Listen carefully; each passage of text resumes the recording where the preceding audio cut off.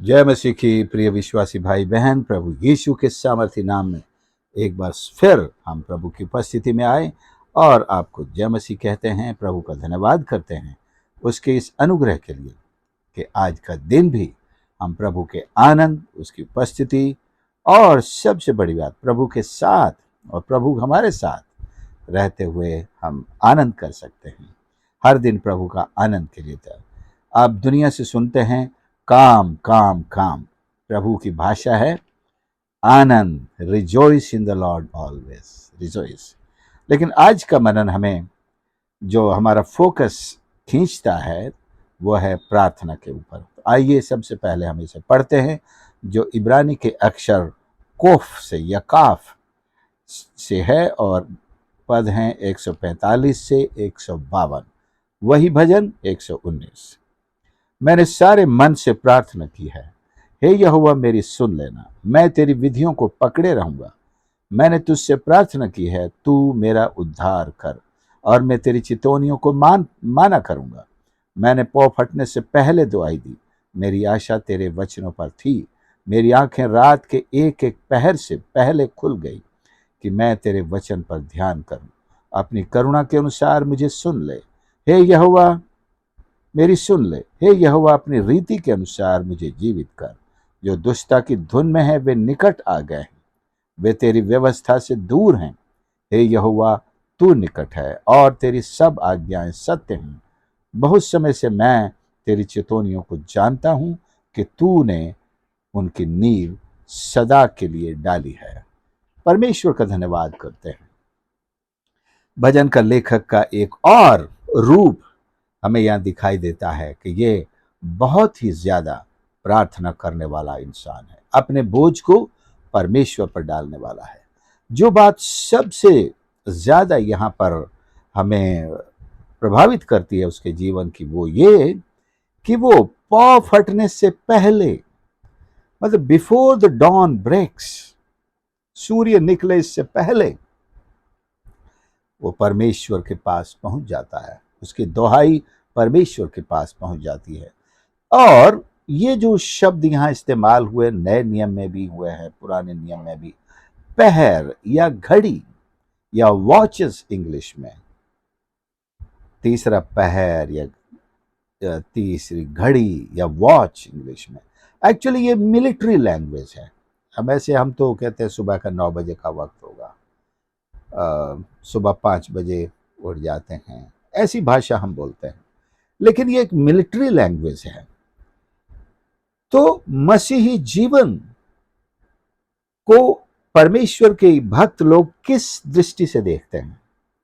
एक मिलिट्री के सोल्जर की दृष्टि से। पुराने नियम में भी ऐसे भाषा का इस्तेमाल हुआ है। नए नियम में पौलुस के जीवन से भी हम देखते हैं वही मिलिट्री लैंग्वेज इस्तेमाल करते हैं।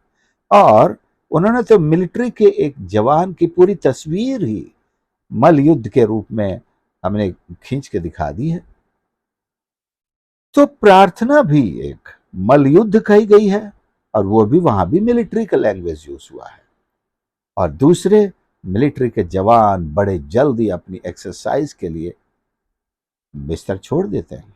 महान विचारक एम्ब्रोस ने कहा कि कोई भी जो एक आत्मिक जन है उसकी आंख पर अर्थात सोता रहे और सूर्य उदय हो जाए, ये नामुमकिन है। तो ये कहा जाना चाहिए कि प्रार्थना करने वाला एक भक्त बड़े सवेरे, प्रभु यीशु के बारे में भी लिखा बड़े सवेरे।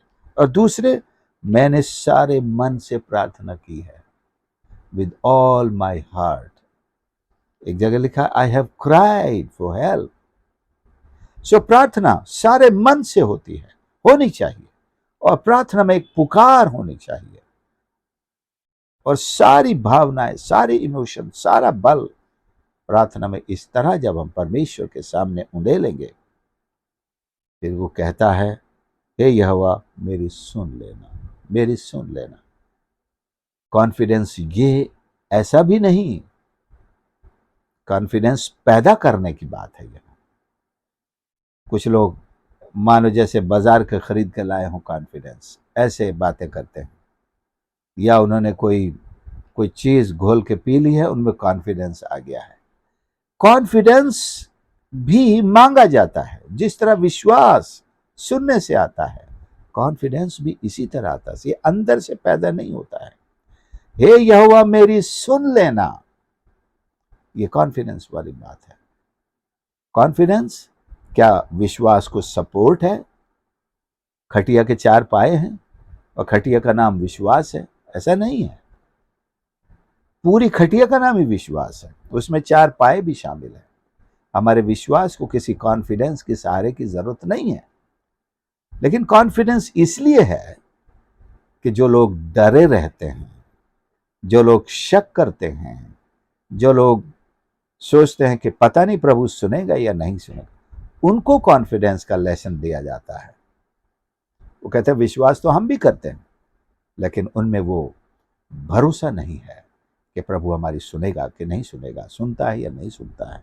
लेकिन यहां मैंने तेरी दुहाई दी है और मैं तेरी विधियों को पकड़े रहूंगा। एक तरह का ये सौदा नहीं कहेंगे हम, लेकिन अपनी एक प्रतिज्ञा परमेश्वर को याद दिलाने की कि मैं आपकी विधियों को कभी छोड़ने वाला नहीं, आपके अनुशासन पर चलता रहूंगा। एक मिलिट्री लैंग्वेज है कि जिस तरह से एक सोल्जर को मिलिट्री के सारे नियमों का पालन करना पड़ता है, उसी तरह एक आत्मिक जन, एक विश्वासी जन को भी परमेश्वर की बातों को दिल से मानना है। मैं पौ फटने से पहले दुहाई दूंगा। मतलब इंग्लिश बाइबल में बहुत एक अलग लैंग्वेज इस्तेमाल की गई, I will not let the day break. मतलब पहले दिन को मैं नहीं निकलने दूंगा, पहले मैं प्रार्थना मेरी आपके पास आएगी।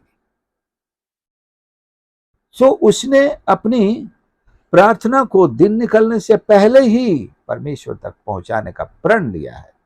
आई will not let day break, मैं दिन नहीं निकलने दूंगा, मेरी प्रार्थना तेरे पास पहले पहुंचेगी।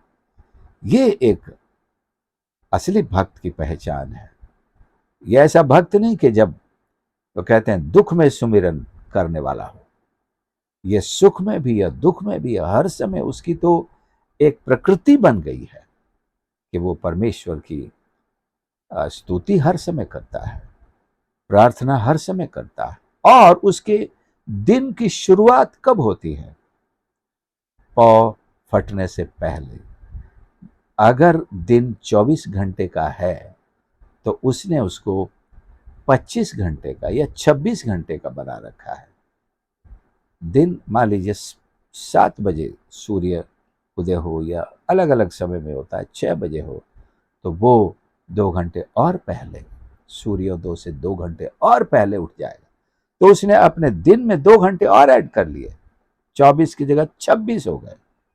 सो अपना दिन बड़ा करना अपने हाथ में है। और एक पहल परमेश्वर के साथ, दुनिया के साथ नहीं, पहल परमेश्वर के साथ। मैं पौ फटने से पहले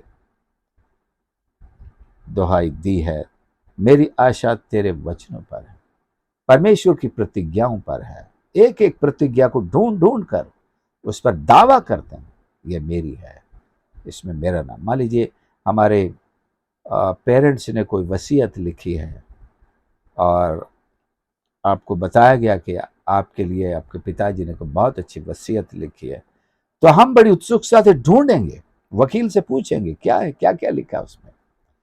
हाँ, और हम दावा करेंगे, हाँ ये बंगला मेरा है, ये खेत मेरा है, ये जानवर सारे मेरे हैं, ये चीजें मेरी हैं, ये जो कुछ भी सोना चांदी रखा है ये मेरा है। हम दावा करेंगे क्योंकि इसमें लिखा है, मेरे पिताजी ने वसीयत में लिखा है, ये मेरा है, तुम्हारे लिए वो है, तुम्हारा वो है, ये मेरा है। सो परमेश्वर के प्रॉमिसेस को इसी तरह हम ढूंढते हैं प्रतिदिन, और हम पाते हैं और खुश होते हैं और उन पर दावा करते हैं, ये मेरा है, और वो हमें मिलता है। मेरी आंखें रात के एक एक पहर से पहले खुल गई। या तो दिल में बोझ होता है, तब नींद उड़ती है, या बहुत सारी चिंताएं होती हैं तब नींद उड़ती है, या आपको बहुत मोहब्बत होती है किसी व्यक्ति से, विषय से, तब नींद उड़ती है। यहां परमेश्वर से आपकी मोहब्बत है तो आपकी आंखें नींद को नहीं, ईश्वर को ज्यादा प्यार करती हैं। एक एक पहर, वही मिलिट्री भाषा है, पहर, वो भी पहर के हिसाब से पहरा देते हैं। 4 घंटे का एक पहर या 3 घंटे का एक पहर, उनका घड़ियों का पहर। हर पहर में कोई भला शाम को 6 बजे पहले पहर दुआ करेगा, रात को 9 बजे दुआ करेगा, 12 बजे दुआ करेगा, 3 बजे दुआ करेगा, सुबह 6 बजे दुआ करेगा, और ये पो फटने से पहले और 6 से भी पहले भी, यानी 3 बजे से ही दुआ करने लगा हुआ। सो एक एक पहर से पहले खुल गई, कम से कम रात में 3-4 बार खुल गई। मुझे तो लगता है सोता ही नहीं है कि मैं तेरे वचन पर ध्यान करूं। प्रार्थना और मेडिटेशन, प्रार्थना और मेडिटेशन। अंधेरे में कैसे कोई इंतजाम करके रखता होगा लाइट का, आजकल टॉर्च है या धीमी लाइट है, या बाजू में एक अपने पास ही एक लैंप है, उसको जलाते ताकि दूसरे लोगों को नींद में डिस्टर्ब ना हो। केवल आपकी बाइबल पर रोशनी पड़े और पढ़ रहे हैं और मनन कर रहे हैं और प्रार्थना कर रहे हैं। परमेश्वर के प्रति हमारा प्यार और इस नाश होते हुए जगत के प्रति गहरा बोझ, उन आत्माओं के प्रति प्रेम, यह हमें मजबूर करता है कि हम रात के हर पहर में परमेश्वर के प्रॉमिसेस को तलाशें, परमेश्वर से प्रार्थना करें, परमेश्वर के वचन पढ़ें और मनन करें, ध्यान करें। अपनी करुणा के अनुसार मेरी सुन ले, हे यहोवा, अपनी रीति के अनुसार मुझे जीवित कर। यह परमेश्वर की रीति है, वो जीवित रखता है, जीवित करता है, जीवित कर। परमेश्वर की रीति है, समझ में आ गई इसको, हमें भी समझ में आना चाहिए। परमेश्वर जिलाता है, जीवित रखता है, मारना उसका शौक नहीं है। मारने का ठप्पा तो एक नहीं ले रखा है शैतान, वो मारने, नाश करने, घात करने, चोरी करने और भी पता नहीं क्या क्या करने के लिए आता है, डिस्टर्ब करने के लिए आता है, जाल में उलझाने के लिए आता है, तरह तरह के पापों में फंसाने के लिए आता है, और फिर दिन भर वो भगाए तो फिरता ही है। दुष्ट आत्मा से जकड़े वो लोगों के बारे में पढ़ते, दुष्ट आत्मा उनको भगाए फिरती है, उनको ठिकाना पसंद ही नहीं है, उनको घर में टिकना पसंद ही नहीं है। कोई मिलने आता, कहाँ है वो, पता नहीं, अभी तो यहीं थे, कहीं खड़े होंगे यहीं आसपास, गए होंगे कहीं। आह, जो दुष्टता की धुन में है वे निकट आ गए हैं, दुष्ट लोग भजनकार के निकट आ गए हैं। लेकिन इससे बड़ी बात ये देखिए, वे तेरी व्यवस्था से दूर हैं और तेरी सब आज्ञाएं सत्य हैं। नहीं, हे यहोवा तू निकट है। दुष्ट लोग निकट आ गए, लेकिन यहोवा उनसे भी ज्यादा निकट अपने भक्त के है। यह खुशी की बात है। हो सकता है आपके दुश्मन चारों ओर से आपको घेरे हुए हैं, लेकिन आंखें खोलकर आप देखेंगे कि परमेश्वर उनसे ज्यादा निकट आपके है। वो कहानी याद है जब पहाड़ पर चारों ओर से परमेश्वर के भक्त को राजा के भेजे हुए सिपाहियों ने घेर लिया, 50 सिपाहियों की टुकड़ी से। नबी को पकड़ के लाओ, क्योंकि वो सारी मेरी पोल खोल देता है राजा के सामने, इज़राइल के राजा के सामने। और जब उसके भक्त ने देखा चारों तरफ से सिपाही, फौज, तो परमेश्वर के दास ने प्रार्थना किया कि इसकी आंखें खोल दे। जब उसकी आंखें खोली गई, उसने देखा जो हमारी ओर हैं उनकी तो गिनती ही नहीं है। अग्नि में रथ चारों तरफ से, और परमेश्वर के स्वर्गदूत तलवारें लिए हुए, बचाने वाले ज्यादा हैं और वो ज्यादा नजदीक है। तो हम अपनी आत्मिक आंखें खोलकर जब देखेंगे तो पाएंगे परमेश्वर हमारे ज्यादा नजदीक है। दुश्मन नहीं उतना नजदीक, समस्याएं नहीं है उतनी नजदीक। वो तो अपने दिल से लगाकर जब हम देखते हैं तो हमको ऐसा लगता है हमारे सिर पर बैठ गई है, लेकिन सबसे नजदीक तो हमारा परमेश्वर है। हे यहोवा, तू निकट है, तेरी सब आज्ञाएं सत्य हैं। परमेश्वर की कोई भी आज्ञा असत्य नहीं है, उसका कोई भी वचन झूठा नहीं है। उसने जो कुछ कहा है सत्य है, बस उस पर विश्वास किया जाना है और हम उसका अच्छा परिणाम अपने जीवन में देखते हैं। बहुत समय से मैं तेरी चितौनियों को जानता हूं कि तूने उनकी नींव सदा के लिए डाली है। प्रभु यीशु ने भी कहा कि मैं व्यवस्था को पूरा करने आया हूं, लोप करने नहीं आया, क्योंकि परमेश्वर की व्यवस्था लोप नहीं हो सकती है।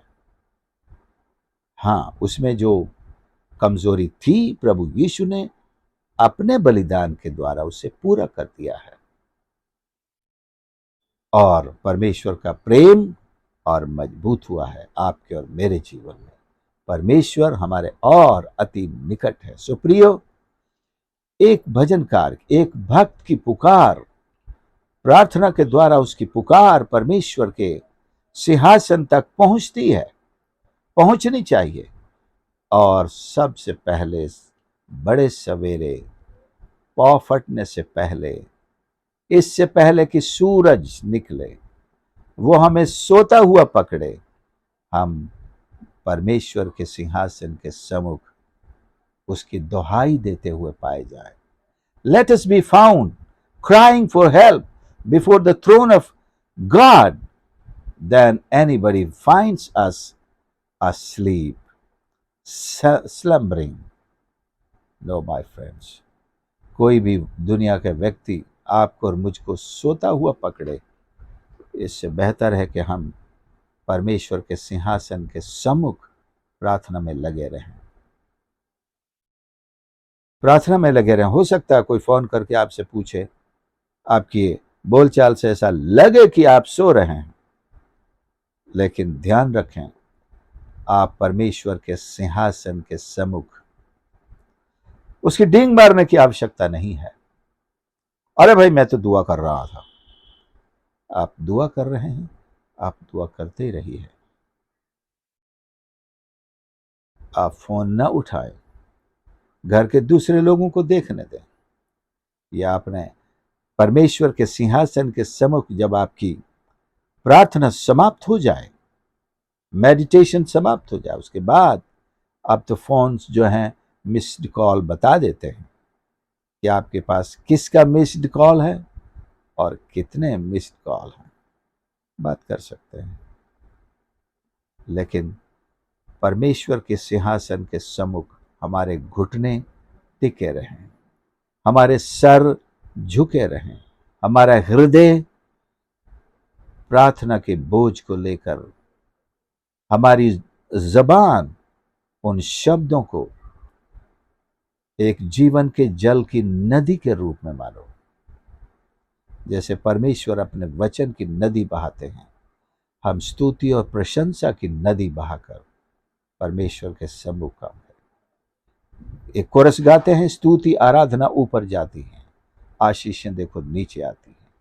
जिस प्रकार से पृथ्वी पर से जल भाप बनकर ऊपर जाता है और वही भाप फिर बारिश बन के नीचे आती है और पृथ्वी पर सूखे सारे पेड़ पौधों को, घास को भी हरा भरा कर देती, फलवंत कर देती है। जब स्तुति आराधना ऊपर जाएंगी, जब प्रार्थना ऊपर जाएगी और ये प्रार्थना आशीष की बारिश बन के हमारे ऊपर उतरेगी और हमारा जीवन हरियाली से भर जाएगा। आइए प्रार्थना करें। प्यारे प्रभु, हमारे परमेश्वर, हम धन्यवाद करते हैं आपके इस सामर्थी वचन के लिए, जो हमें आज ये शिक्षा देता है, उभारता है कि हम प्रभु अपने दिन का आरंभ आपके साथ करें।